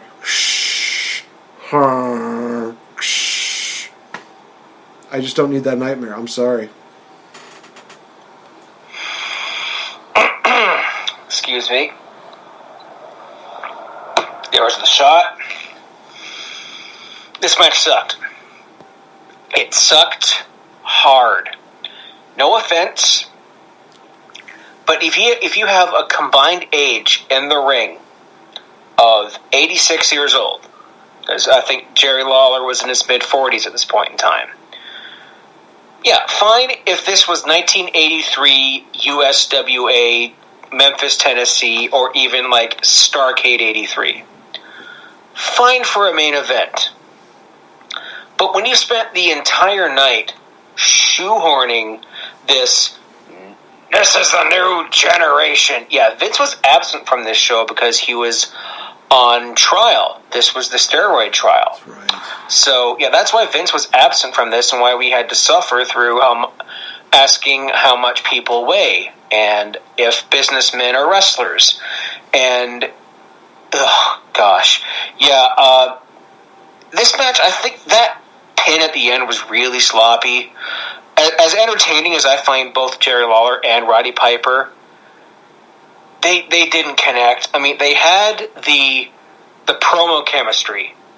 On the stick, it was there. And this young Jason and this young kid that I bet inspired Jason's sensation with his impersonation kind of made it a little bit more entertaining, and he helped. I like that he was helping Jerry Lawler abide by the rules, even when he wasn't. But to for this show to main event in 1994, I have a few theories of why it did. I guess maybe they wanted to have like a babyface posing at the end, because King of the Ring 93, the last thing you didn't see was Bret Hart being coronated. The last thing we saw at King of the Ring 93 was Jerry Lawler dropping a throne on Bret Hart after winning King of the Ring. Maybe they wanted like a Hogan must pose, pal kind of moment, a babyface moment. But that's my theory. I didn't enjoy this match at all. And the one thing I liked about it is the aforementioned stuff about Piper being a native Canadian, giving to the Toronto Sick Children's Hospital. But if this opened the show, it would have been better, but my goodness, no. Well, while Mr. Fretz takes a little bit of recovery, we're going to take a little quick break, and when we come back, time to talk about In Your House. What's up, folks? This is Mr. Fretz from the Game Changer Podcast, here to tell you about my Patreon show, The 20 Bell Salute, where I go back 20 years ago each month in wrestling and pop culture. What movies were out, what video games we were playing, what music we were downloading on Napster, and what wrestling pay-per-views took place that month in WWE and what other promotions happen to still exist at this time. So join me in my Y2K-compliant DeLorean as I go 20 years into the past on the Wrestle Addict Radio Patreon. Join us for only $5 a month.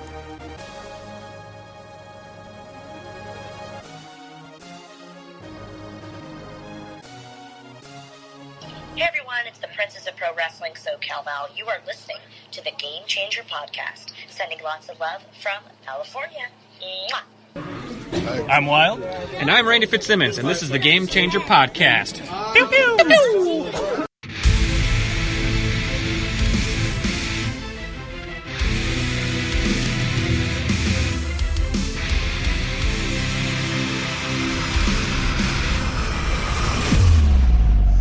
Wake up your mind.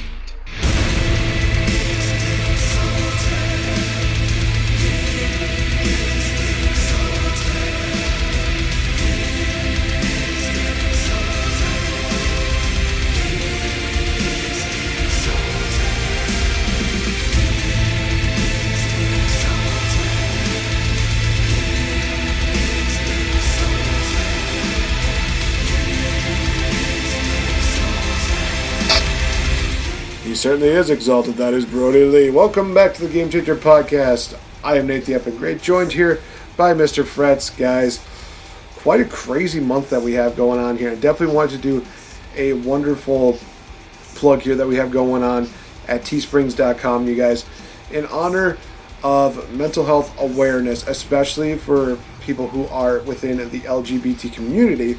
We definitely wanted to send out a wonderful thank you guys for just being a part of our lives. And also, definitely check out the merchandise that we have to honor those in this time. And all the proceeds that go to these products are going to go to the Trevor Project. They have actually reached out to us, and we want to say, Trevor Project, thank you so much. Keep up the amazing work and definitely continue to make a difference in so many people's lives. So, guys, definitely check out all of our stuff in honor of Pride Month. And I will say this right now, I cannot be the greatest spokesman for Pride Month. If you want to know more about this, definitely talk to our resident Queen Bee, Kate Murphy. Absolutely, yep. We Teespring, we have our Pride Month merch along with our regular merch, and I got to give a shout out to my distant relative. I don't know if we're related, but Dwayne Fretz. Thanks for picking up the FretzelMania sticker. Zach, not our Zach, my coworker. I'm waiting on you for getting my FretzelMania sweater, bud. But yeah, I like the way that our logos look rainbowed. They look really cool. And I actually just found a way how to make all of our logos QR codes for Animal Crossing. So if you want to do that and hop on my island. As soon as I saw that in the group chat, I'm like, wow, this just, you know what? We're in a quarantine kind of condition, so understandably so. So I at least give you props for taking time for that. But it was just one of those things where I'm just rolling my eyes like, you nerd. I'm proud of it. Join us. That's all Join that us. matters. Get a Switch. One of us. Kate Murphy was loving it. It's like, how did you do this? Hey, nice business card. I know, right? I just literally showed up a Wrestle Addict Radio business card, which are still in my room right now. I thought I was going to be able to handle this out during Water City Wrestling Con, but because of these situations that have been going on, that didn't happen. But I do know for a fact that ACW is going to be planning on coming back in July for a Tanner show, so that's going to be something I'm looking forward to seeing, and I'm hoping that it happens soon. I'm hoping that. Also, I know All Out is happening, so I'm thinking to myself, I really want All Out to come back to Chicago, because I want to take my friends to see that. Also, I want to meet up with so many people that I haven't seen in so long, just because of reasons. Man, I'm looking forward to when this is simmered down more, but it seems like we're just opening one Hellgate and then another one just opens up. It's just a really weird deal. Just cannot handle it. But what we can handle is NXT Takeover in your house. One of the most long-awaited returns of a huge show that a lot of people really loved, and it actually gave us a lot of really great matches. Right off the bat, Canadian Stampede match was just one of the best. And if you want to watch another great Owen Hart matchup, check that one out. It's really awesome. Also, spoiler, he pinned somebody very, very big. I'm not going to say who, but you'd be surprised. He's a Stone Cold winner. Damn it! I'd spoil it. What? So, we're going to do quick predictions for NXT TakeOver in your house, and we'll do a review on it for next week's show. Let's just get right into it. A 6-woman tag team matchup that was announced this past week. Mia Yim, Shotzi Blackheart, and Tegan Knox taking on the team of Candice LeRae, Dakota Kai, and Raquel Gonzalez. In all honesty, guys, this is the first time I've seen Candice LeRae in quite a while, and all I could say is, wow, she definitely went from like the Miss Goody Two Shoes to just this very poisonous personality, but also her husband is kind of the influence for that. So thank you, Johnny Gargano, I guess, for influencing your wife in that way. I feel weird thanking him now, because it's like you turn her into a bad girl when she was a really, I don't know anymore. Fretz, who have you got for this matchup? I'm just going to go out on a limb because I love her. Dakota Kai. Okay, so Candice LeRae, Dakota Kai, and Raquel. I'll do the opposite one just for the hell of it. I'll take Mia Yim, Shotzi Blackheart, and Tegan Nox. Then again, also, Tegan Nox is just one of my favorites in NXT. And Mia Yim, amazing. It's a tag team match. I'm sorry. Yeah. I thought it was like a 6-pack challenge. No. You know what? Just because I'll still go for the heel team. Team Dakota Kai. Who's their captain? Dakota Kai. I'm pretty sure it's Candice LeRae. No, it's Dakota Kai. It's Dakota Kai, and Dakota Kai. Oh my god! How is it that the really sweet ones end up being like the best heels? No comment. Sugar, spice, everything nice. The spice is really cranking up on these women. Up next, if we want to talk about spice, it is the NXT North American Championship. Keith Lee taking on Johnny Gargano. Ooh, this is a nice spicy matchup ready to happen. Keith Lee's retaining. I do not see Johnny Gargano pick up the victory, but I do see them just tearing the house down. I definitely see that being just awesome. If you believe 50-50 booking, Johnny Gargano posed with the title on NXT this week, and that. Candice LeRae had a sneak victory over Mia Yim. I was initially going to pick Johnny Gargamel. Shout out to the Durbinator and John Ritland for that reference. That's awesome. I miss the Durbinator. That guy, well, he's a friend of John Ritland who used to review, but now social distancing, blah, blah, blah, they're not reviewing together. Keith Lee. I think that the title change, Johnny Gargano is the next North American champion. However, I think they're going to blow that on TV, maybe next week. They're not going to go like Hogan and Goldberg blowing their load on TV. No, that was just a big misfire. No, because I think I have a theory about Keith Lee. He's going to be moving up the ladder very, very soon. So this would allow him to lose the title, but it's not happening in your house. Fair enough. All right, next up we have Finn Balor, or as a lot of people like to say, the Daddy Six-Pack, taking on Damian Priest. I don't know who says Daddy Six-Pack, but I know that he's a daddy for some of you. You know what? You would. On all honesty, I think that there's a few people that really do love the fact that he has a six-pack. And, well, okay, to be fair, I think there's a pretty long list of people that would still call him daddy. Not quite in the realm of Jordan Devlin, because that is Kate Murphy's daddy, and do not mess with their daddy, okay? I'm just saying.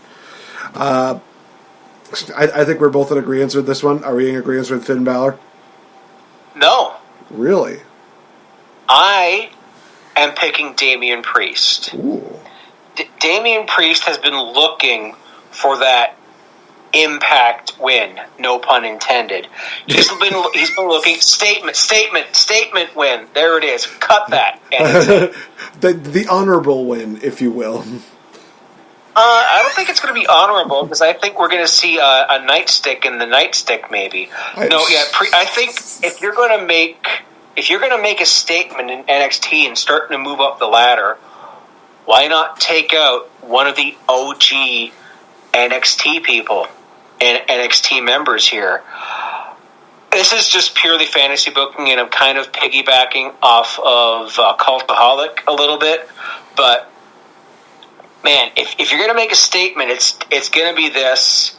And I can see this feud. It writes itself. You have Damian Priest and the Demon.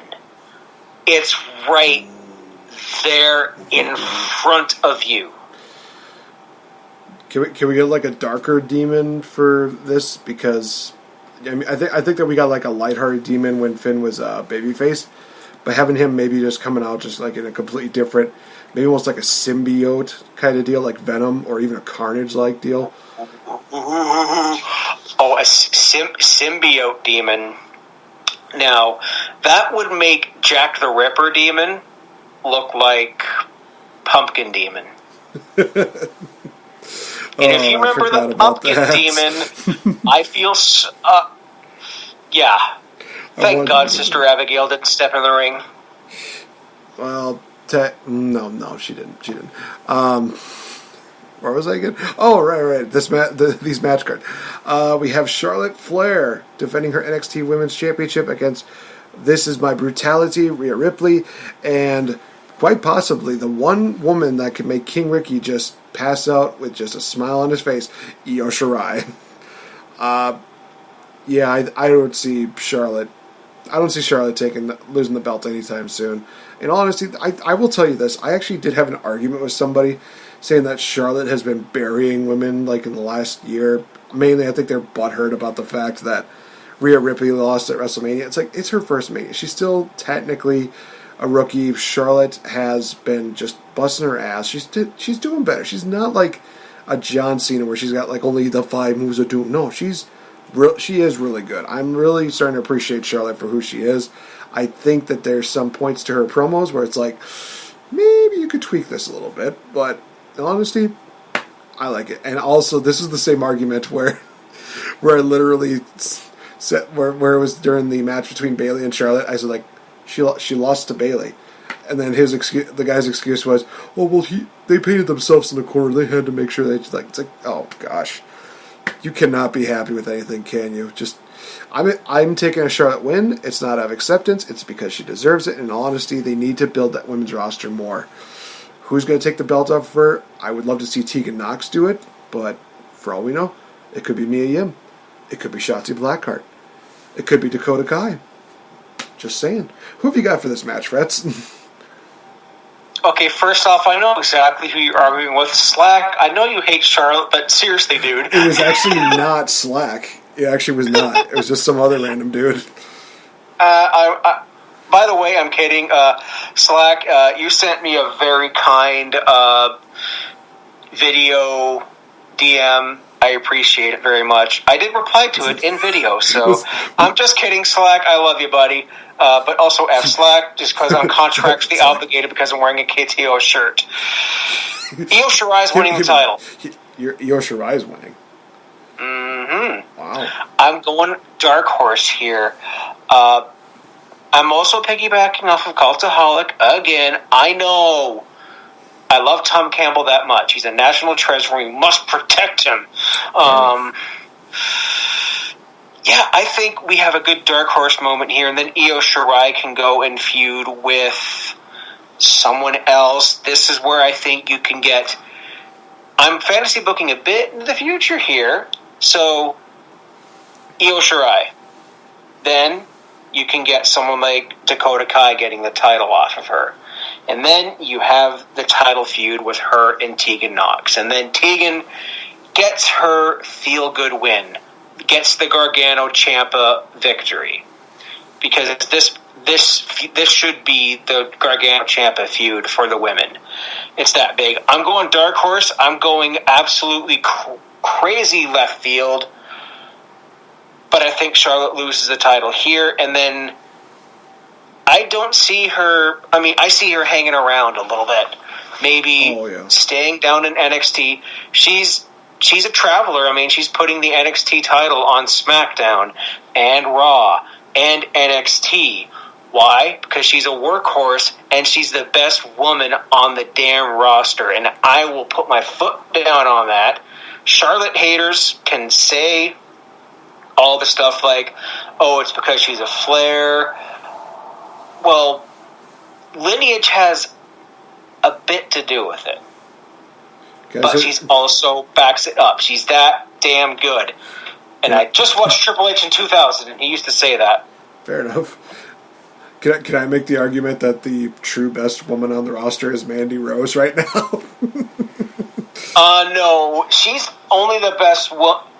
No. The best man is Otis because of Mandy. That's fair. Past times at Ridgemont High. Yeah. Real PG of your show to simulate squirting. Very nice. God. That was awesome. I loved it.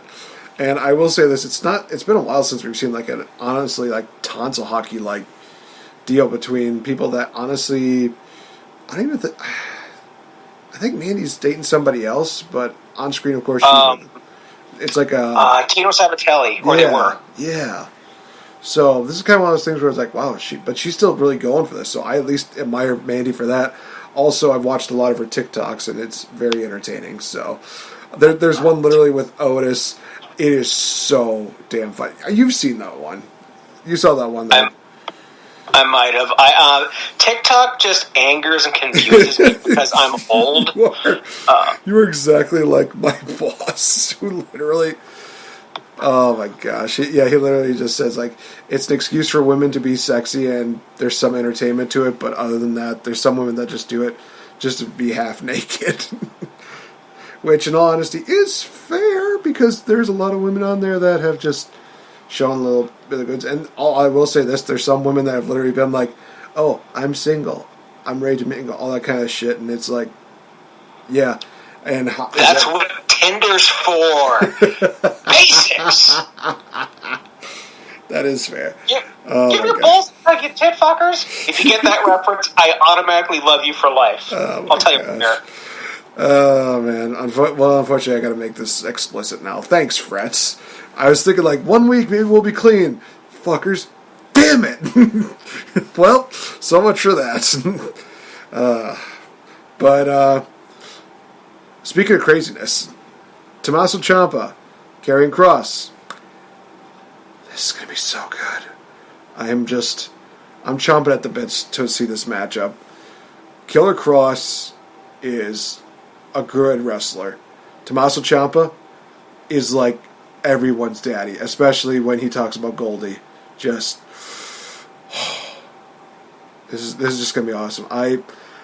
This one I'm going to have a tough time choosing, actually, because it's like, I want Ciampa to win, but also it's Killer Kross, and he has one of the best entrances of all time. I'm willing to put that on the line. Why? Because he's got Scarlett, and because it's awesome. Aleister Black wishes it was that good. It was that good, though. I know, it's sad. Fretz, why don't you choose first for this one? Maybe you'll kind of influence where I'm going to, but I don't know.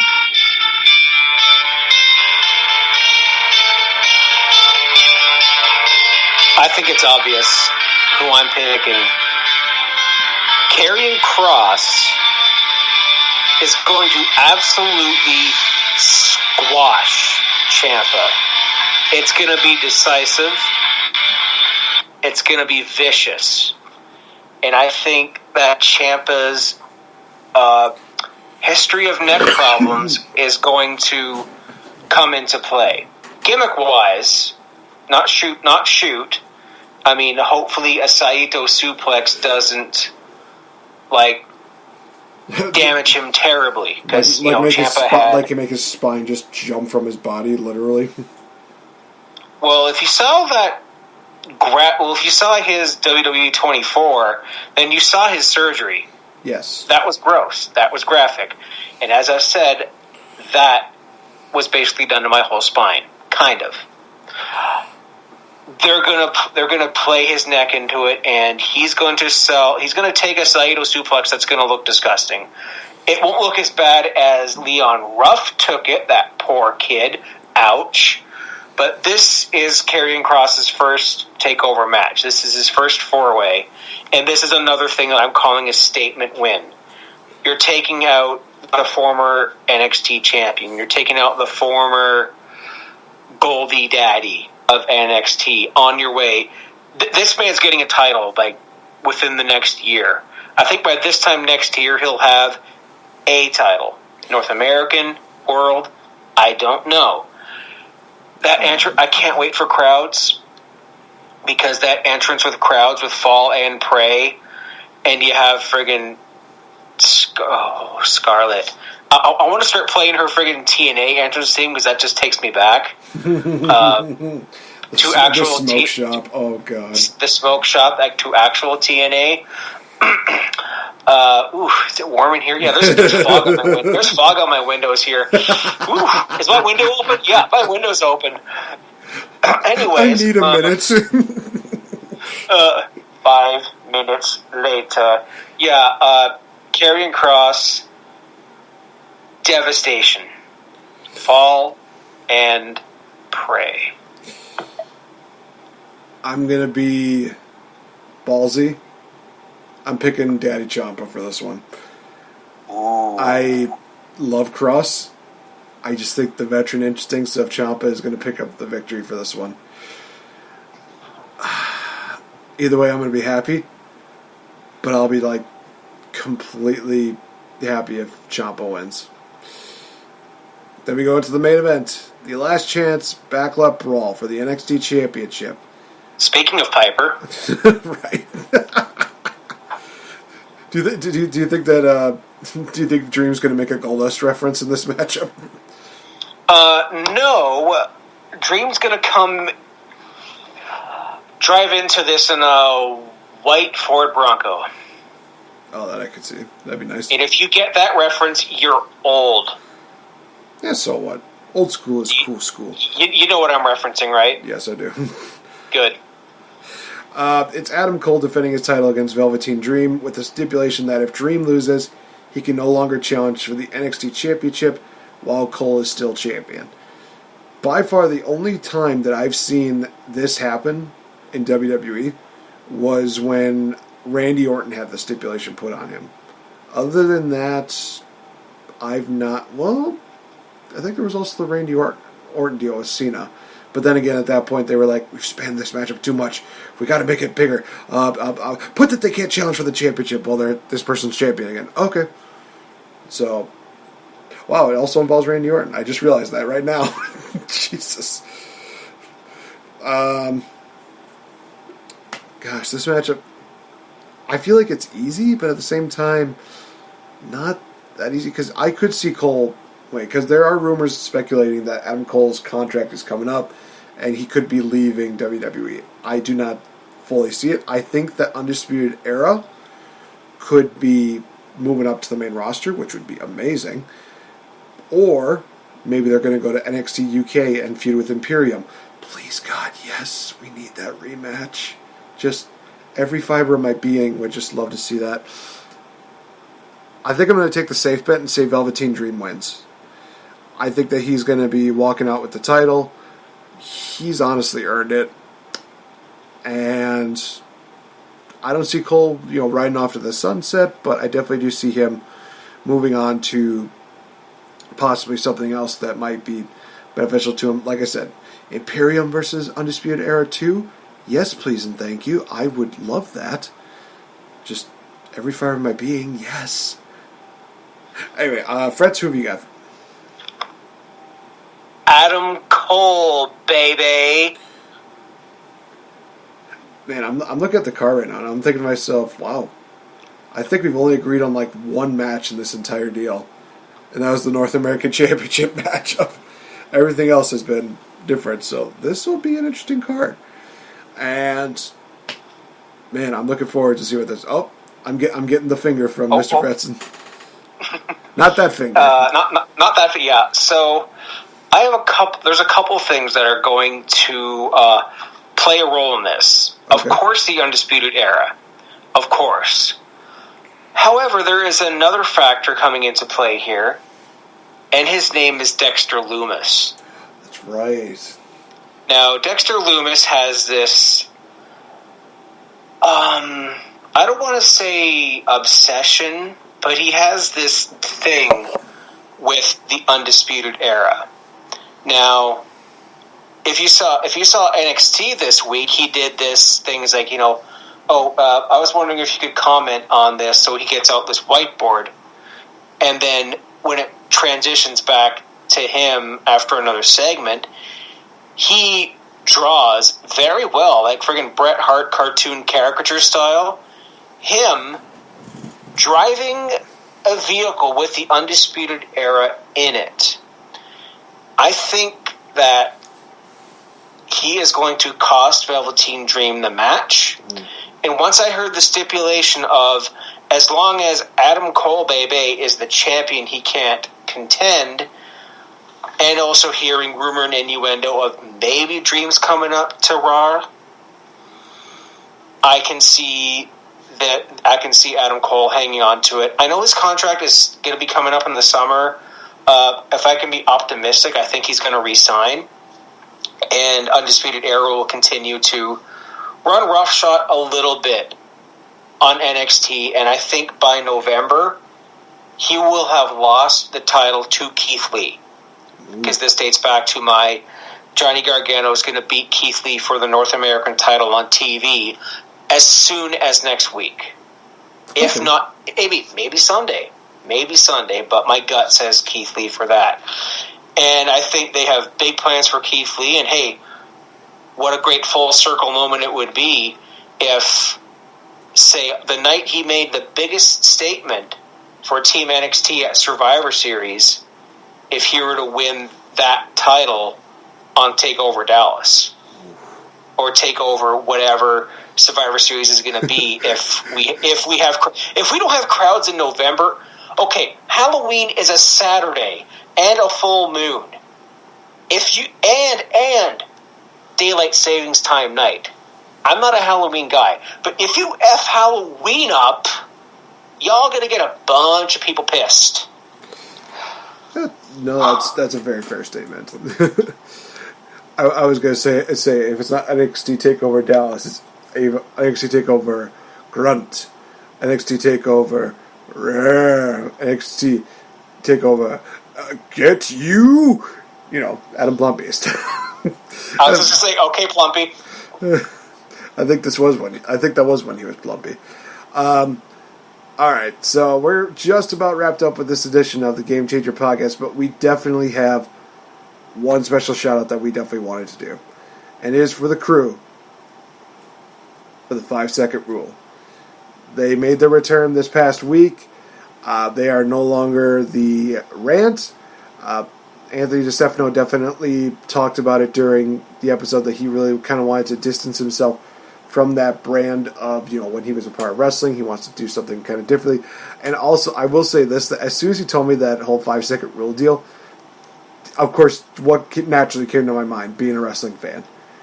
For the benefit of those with flash photography, it's time for the 5-second pose. So, it's one of those things where it's like, Ant, love you, bud, but it is a little bit tougher than you think to try and distance yourself from wrestling, especially if you have 5 seconds in the name. But I recently listened to that episode. It's great. It's awesome. Definitely check them out, you guys. They are just absolutely a riot. It's great to hear those sexy voices back on the podcast stream again. And of course, it's good to hear the, hi, I'm Kyle. We're the Kyles. We're the Kyles.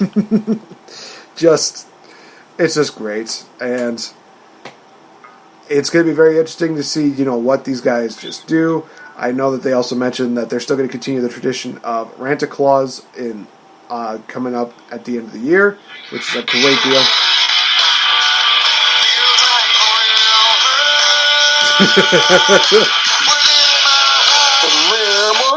Yeah, yes. When you are with me.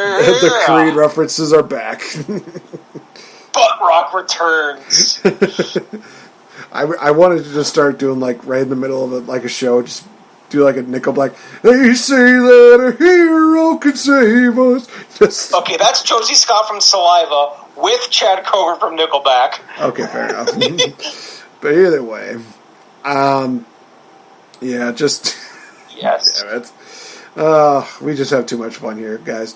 Definitely check out everybody at the WrestleAct Radio family at Addict_Wrestle on the Twitter, where you can check out us at the Game Changer Podcast, the Young Lions Perspective, as well as the Kings of the Rings Podcast. So much happening going on.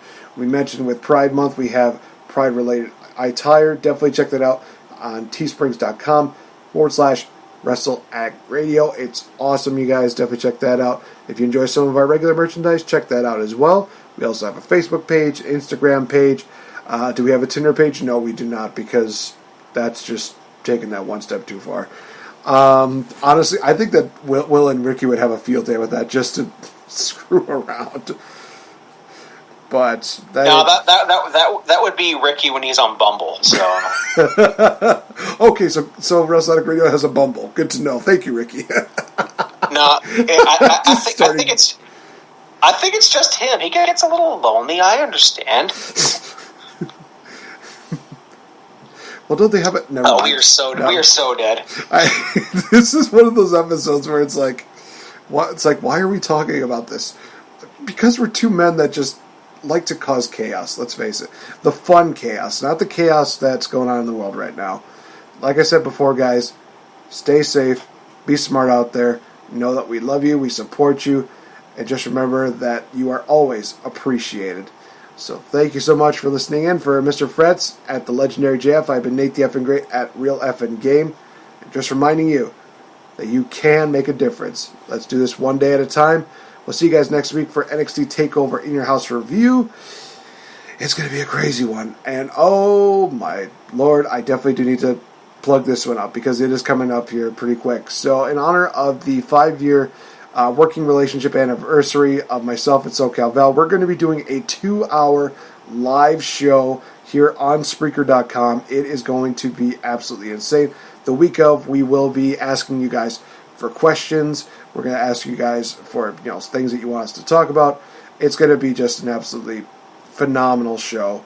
But in the meantime, definitely check out her show with Mickey James as well as Lisa, God TV. It is so funny. And I made a comment about the recent episode where SoCalVal has a Freudian slip.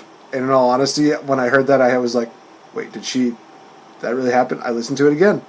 Oh, wow. I am never going to let you live this down, Val. So you can imagine what the first line of the episode is going to be. So, like I said, guys, for Mr. Fretz, I've been NateFNGreat. Thank you for listening in to the Game Changer Podcast, a part of Wrestle Addict Radio. We'll see you next time. It is going to be quite the crazy In Your House event. Black Lives Matter. Do you want to try that one more time? Black Lives Matter. There we go. They say there are tons of wrestling podcasts out there, and you can definitely find one that fits you. Quite frankly, truer words have never been said. Be that as it may, please be aware that we here at Wrestle Addict Radio are about to embark on a conscious effort to open the creative envelope, so to speak, in order to entertain you in a more contemporary and much more educated manner. Even though we call ourselves a wrestling podcast network, the keyword in that phrase is wrestling. Wrestling extends far beyond the confines of WWE and AEW, to name a few. Wrestling takes many forms, from the intergender moments going on in Impact Wrestling, to the nostalgia going on in NWA, to the creativity and the hard-hitting explosiveness that occurs over in New Japan Pro Wrestling. You can clearly see that wrestling is a place for everyone. We at Wrestle Addict Radio feel that you, the wrestling podcast listener, are quite frankly sick and tired of getting your intelligence insulted.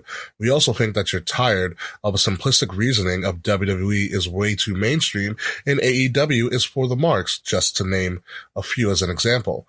We know that you, the wrestling podcast listener, are tired of having your opinions made fun of and ridiculed on big social media platforms like Twitter and Reddit. Surely the idea, reasoning, and lack of logic behind statements such as, "This sucks and I don't like it because I said so," is definitely passé. Therefore, we here at Wrestle Addict Radio have embarked on a far more innovative and contemporary creative campaign that is far more invigorating and extemporaneous than ever before. You see, we are responsible wrestling podcasters that work hard to bring you the outrageous, wacky, and wonderful world known as wrestling. Wrestling is for everyone, no matter what race, creed, gender, sexuality, and anything else that you identify as. Wrestling, if done correctly, is a unifying bond where we can all celebrate and collectively suspend our disbelief, if only for a moment in time, for the sake of enjoying ourselves and the enjoyment of everyone around us. This does not mean that we will always agree. Quite frankly, disagreement is a positive thing. It gives us an avenue and an outlet to learn about someone else's perspective, which might in turn challenge us to rethink our own. As divisive as our community can be at times, we have the power to make a positive change, and we here at Wrestle Addict Radio look forward to becoming the leaders in that change. If this is your first time listening to us, then welcome to a positive wrestling community. If you have listened to us before, then thank you for your continued support. Ladies and gentlemen, my name is King Ricky Rose, your general manager of Wrestle Addict Radio, VicTori, for the Common Wrestling Podcast.